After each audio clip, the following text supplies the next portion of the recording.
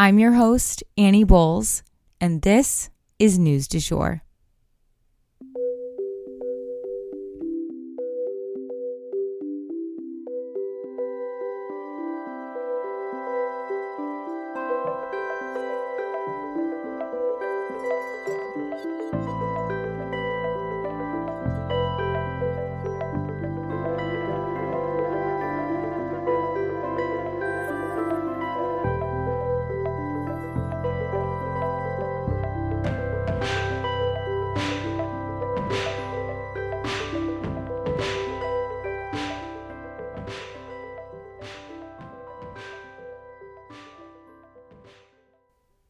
Hey everyone, and welcome back to the News du Jour, a calmer space to consume the news.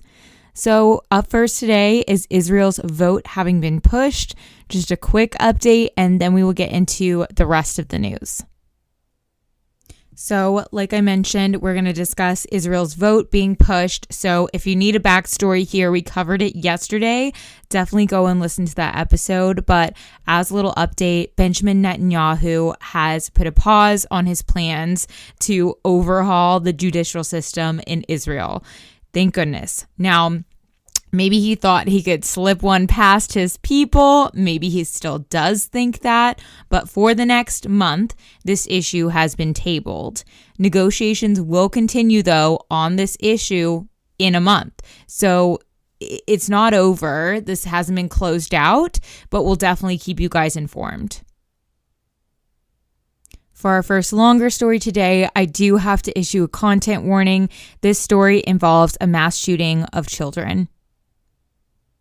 So I wanted to give you guys an update on the situation in Nashville. So unfortunately, footage has been released from the shooting as well as the name of the shooter.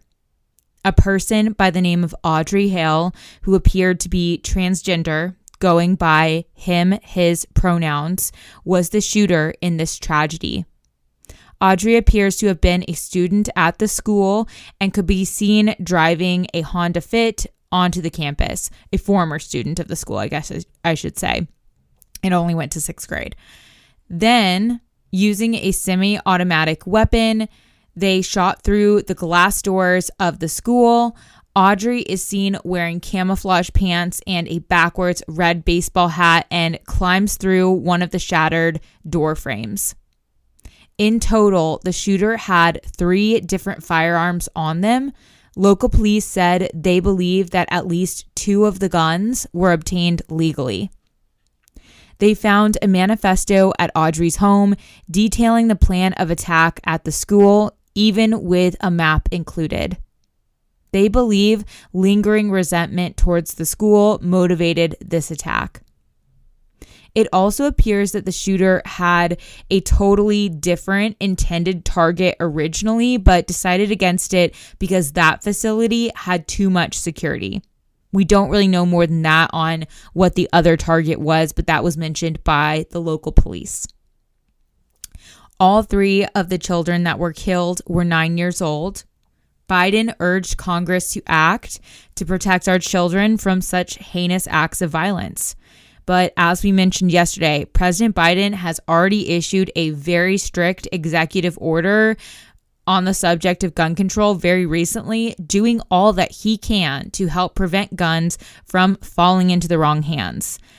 If it's going to go any further than this, Congress would have to act. I cried yesterday watching the parents of these students detail their experience. Even if their children survived, they will no doubt be affected by this trauma forever. Our hearts go out to all those affected by this tragedy.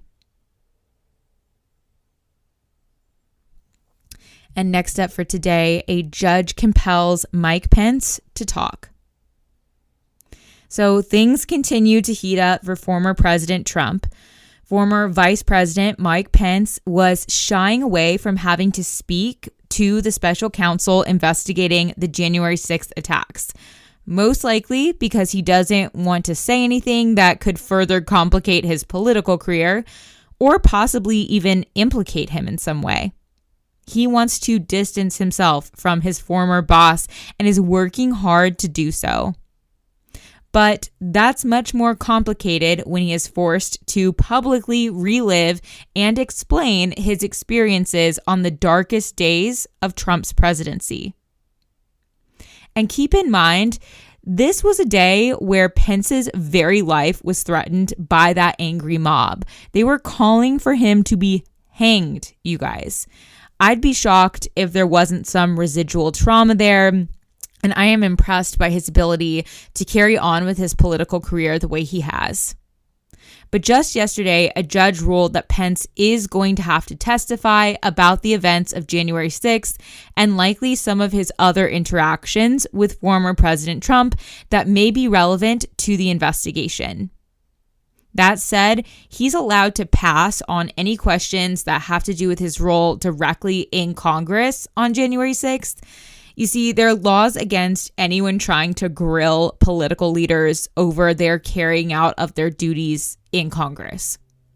Otherwise, our whole entire court system would be tied up by people trying to grill them on that subject. So Pence is in the clear when it comes to anything he did on the actual floor, but, it's limited to when he was carrying out his official duties. So it'll be interesting to see where that line falls, given that his duties were obviously interrupted. This story is still unfolding. It's important to know, and Trump's lawyers may appeal this decision. So it's not a done deal, but as always, we will definitely keep you guys posted. And then I wanted to touch on something interesting I stumbled upon, which is Ivana's FBI file.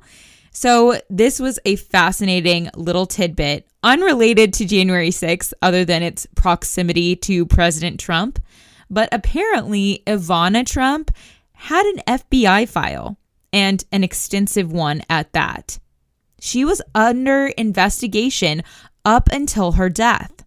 Why?